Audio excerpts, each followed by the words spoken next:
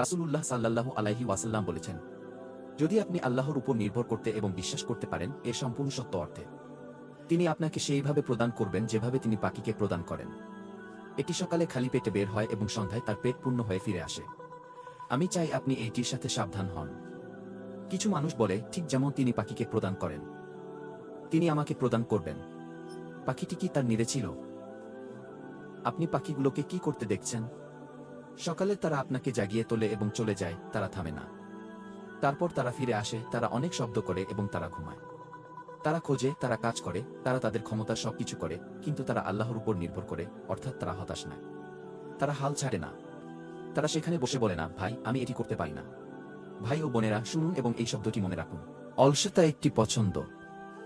আমার পরে পুনরাবৃত্তি করুন, অলসতা একটি পছন্দ এবং সক্রিয় থাকা একটি পছন্দ। আমাকে জিজ্ঞাসা করবেন না আমি ফজরের জন্য কিভাবে জাগি।